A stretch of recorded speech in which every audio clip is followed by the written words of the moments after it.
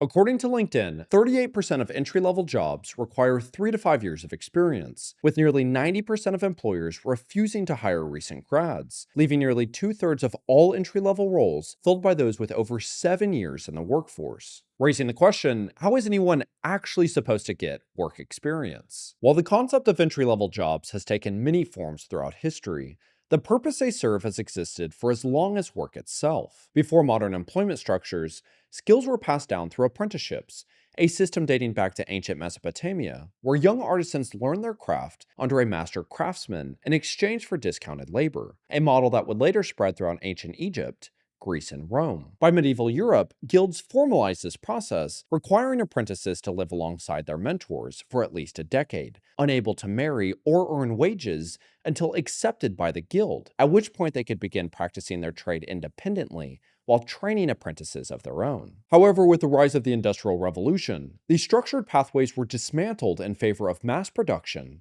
and efficiency, forcing individuals of all ages into repetitive tasks that limited skill development and left industries without the trained workforce needed to sustain a rapidly evolving economy. Or in response, companies began experimenting with company-led training programs to develop a more stable and skilled workforce. Among the first to formalize this approach was Ford and General Electric, which pioneered a rotational training program where new hires would start in lower level roles, gaining hands-on experience across multiple departments to develop the skills necessary for internal career advancement. But it wasn't until the Fair Labor Standards Act of 1938, which mandated the 40-hour workweek, implemented minimum wage protections, and placed strict restrictions on child labor, that companies were forced to fundamentally restructure their workforce pipelines, accelerating a drastic shift towards structured entry-level positions and internal hiring programs. We're fueled by a booming post-war economy and the dominance of American manufacturing.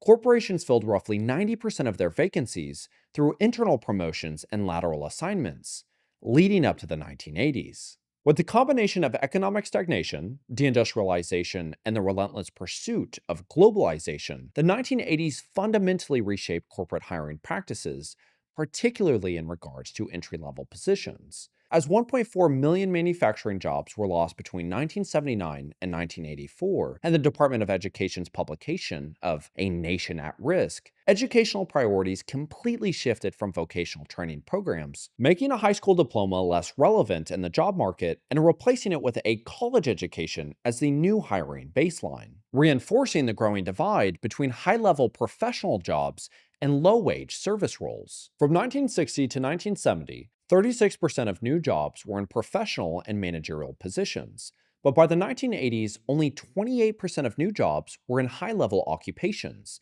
leaving a majority of emerging opportunities in low-wage service jobs, such as waitstaff and retail, rather than in skilled and managerial roles. And as a result, high school graduates increasingly filled these low-skilled, low-wage positions, facing limited pathways for advancements and contributing to a significant drop in wages, where during this period, wages for young men fell from $12.19 in 1979 to $8.72 in 1995, while wages for young women declined from $9.01 to $7.43. And as college degrees became established as the baseline in hiring standards, the rise of internships allowed entry-level positions to be filled by unpaid or underpaid interns, leading companies to increasingly abandon workforce development as their responsibility, shifting the burden of skill acquisition entirely onto candidates and universities. However, even for recent graduates, the initial signs of degree inflation mirrored issues that still persist today. A 1983 New York Times article highlighted how companies that continued campus recruitment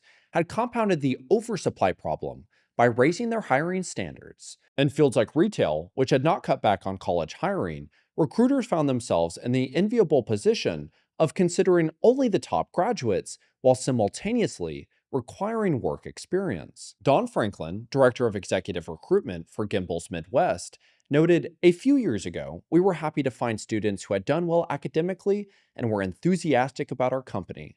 Now, in addition to good grades, most of my colleagues in retailing are hiring graduates who have had work experience, preferably in this field, and who played a leadership role in extracurricular activities. Where in the last few years, more and more graduates, particularly those in liberal arts, tell our recruiters they're willing to be tellers or secretaries if they cannot get into one of our management training programs, said Bob Junius, manager of college relations for Continental Bank. However, we've refused to do that because we suspect they would become frustrated and, as a result, less productive if we couldn't move them into a better job relatively quickly. And we just can't guarantee that, resulting in tens of thousands of young individuals accepting dead-end entry-level roles that limited long-term career mobility, contributing to the collapse of traditional entry-level pathways, an issue that would only worsen during the 2008 global financial crisis. By 2009, the unemployment rate for young adults aged 16 to 24 soared to 19.2%, more than double the national average. And with further deindustrialization wiping out career opportunities, the United States lost 7.1 million manufacturing jobs between 1980 and 2009, or roughly 38% of its manufacturing base, erasing career pathways that had once provided young workers with stable upward mobility. And as businesses adapted to the post-recession economy, entry-level jobs were fundamentally no longer structured for long-term career growth. A 2014 CBS article noted that employers had stopped hiring entry-level workers to train and develop, instead prioritizing candidates who could immediately generate revenue. A director at Deloitte Consulting reinforced this shift. What we need is people who can immediately get in front of clients. They're not going to sit in a back office anymore. Where as a result, companies increasingly turn to underpaid or unpaid internships as a replacement for traditional entry-level positions. In 1992, only 17% of college students had participated in an internship, but by 2008, that number had increased to 83%, with some experts estimating that 1/4 to 1/2 of those internships were unpaid. And by 2010, an NBC report revealed that employers posted 643 unpaid internships on Stanford's job board, more than triple the 174 listed just 2 years earlier. Where a 2015 Harvard Business School study found that 67% of production supervisor roles required a college degree, even though only 16% of employed supervisors actually had one, reinforcing the growing disconnect between job qualifications and real-world requirements. And by the time the United States began to recover from the worst economic crisis since the Great Depression, mid-wage occupations accounted for 60% of jobs lost during the recession, but only 27% of the jobs regained post-recovery. Meanwhile, low-wage jobs, which made up just 21% of the recession losses, accounted for 58% of new jobs created, pushing those without a college degree or those unable to secure a job post-graduation into low-skill, low-wage, dead-end roles, further eroding the foundation for traditional career pathways. Where as a result of stagnant economic conditions alongside the 2020 global crisis, only 24% of current vacancies are now filled with internal candidates, a 66% decrease in just the last 50 years, where 66% of US companies outsource at least one department, resulting in approximately 300,000 American jobs being outsourced annually. Meanwhile, the rise of automation and artificial intelligence threatens to displace an additional 45.3 million workers by 2030, completely eliminating entire categories of work that once served as stepping stones for career advancement, and instead replacing them with more dead-end, low-wage jobs. Or based on an analysis of resumes from entry-level workers without a college education, a 2021 report from Burning Glass Technologies found that after 5 years, 48% remained stuck in a cycle of dead-end jobs with little to no career progression, accompanying the 53 million Americans aged 18 to 64 that earn median hourly wages of $10.22 and median annual earnings of $17,950 without a clear path to higher wages. However, even those who pursued a college education, according to Forbes, 89% of HR leaders admitted they actively avoid hiring recent graduates, with 98% stating their companies were struggling to find talent, while simultaneously, companies spend 4 times as much on recruiting as they do internal development, with 2 in 5 executives saying their company doesn't offer a learning budget or training stipend. And similarly to how LinkedIn's algorithm actually punishes employment gaps by promoting profiles that do not have to present listed substantially less than those currently employed. The traditional advice of get a job at a local grocery store or a restaurant to get work experience is actually hurting your chances of getting employed, as it's leading to automatic rejections by the ATS system or suppression by these job search platforms. Because in the recruiter's eyes, it signals class, forcing young workers to be completely dependent upon internships as a prerequisite for employment, where companies such as ServiceNow reported a 50% increase in internship applications this year, while Citadel saw an internship application rise by 65%, ultimately accepting less than 1%, or just 300 of the 69,000 applications it received. Where according to the Business Higher Education Forum, there were an estimated 5.7 million fewer high-quality internships last year than learners who wanted to intern. And of the 3.6 million students who completed an internship, only 2.5 million enjoyed a higher quality experience, meaning they consistently received different elements of a structured, skill-based endeavor. And as competition for internships has drastically increased, this has led to the further rise in unpaid internships, where according to the National Association of Colleges and Employers, 47% of internships in 2022 were unpaid, and as a result, paid interns averaged 1.4 job offers post-graduation, while unpaid interns averaged less than 1. And this cannot simply be dismissed as corporate greed. In a 2017 report, Pay Our Interns, a nonprofit group advocating for more paid internships, found that only 26 out of the 435 House offices and 43 out of the 100 Senate offices offered paid internships, with 51% of Republican offices and just 31% of Democratic offices providing any form of compensation. And even with all of these headlines painting of a national labor shortage, instead of any of the powers that be attempting to actually solve this issue, it is just once again sold as a generation in its entirety as too lazy and entitled to just work harder, describing the only solution as more outsourcing and automation. And one of the greatest aspects of this channel is that even through all of the artificially fabricated and curated division that each and every one of us are experiencing, I still get access to individuals that are actively trying to make a change, that are trying to provide solutions to the issues that I've addressed in videos like this. One of the most interesting conversations, one of the greatest conversations I've had in a long time, recently just came from an individual that's a very successful entrepreneur from France that now lives in Singapore. His main objective is to connect the recruiter with the candidate without the ATS, without the AI softwares, to make it more humane.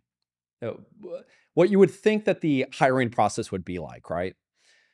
What his feedback is from all of the individuals that he's spoken with, hiring managers, recruiters, employers, is that any change that is made removes the quantity of candidates, not the quality like we hear about, that the quality of candidates aren't good, that they can't find talent. The reality is they want the quantity. That is why ghost jobs are rising so much. They want to be able to have that database of potential candidates. They want to be able to have the personal information. They want to have all of these different things.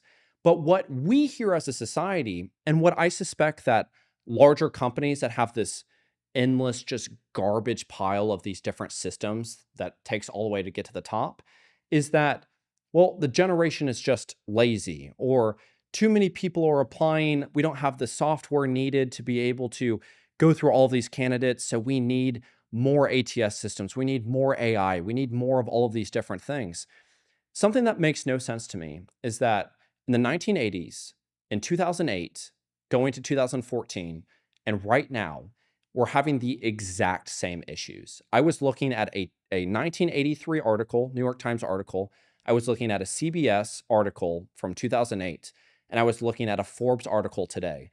All of them said the same thing. And with that, as it's getting harder for each generation emerging into the workforce, recruiters and hiring managers are only getting bigger. They're they're effectively becoming worse at their job because it isn't working, right? They need better candidates. The skill sets are low. They're having to fire more people. And the issue is that what we're experiencing now is like a hiring manager, an employer, a recruiter is like a very attractive person on a dating site. And they're going through the apps, looking at all of the desperate candidates or the job seekers.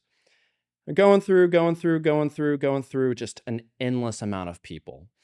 Eventually gets tired, puts it away, decides to drive home, and you come home to your partner of a skeleton crew, of complete outsourcing to AI, to automation, to all of these other components.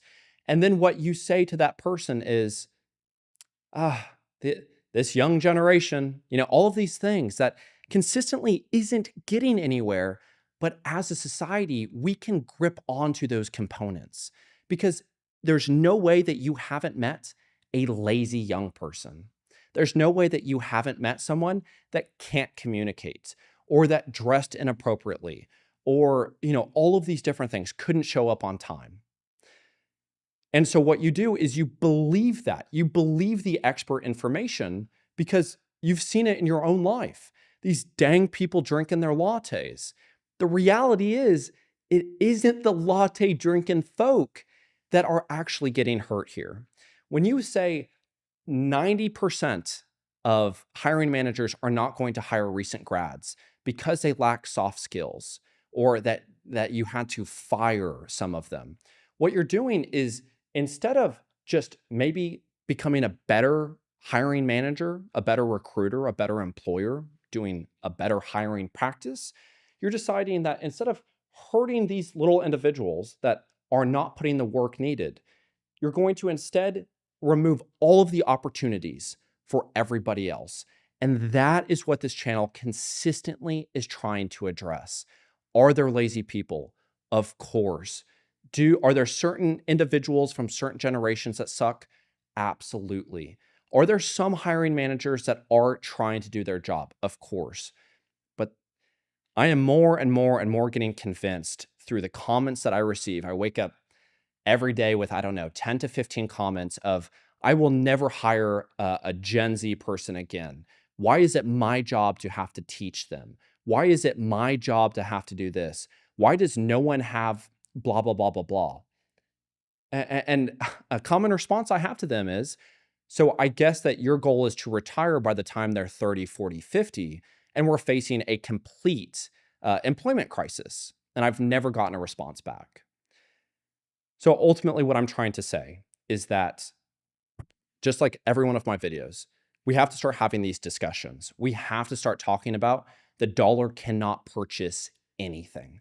We have to talk about how wages are not keeping up with the price of goods. We have to talk about how this issue has happened continuously for the past 50 years and no change is being made. We have to actually have conversations of why is this generational divide? Why is this conflict so arousing to individuals? Why do you so badly want to argue about who had it worse? It isn't effective.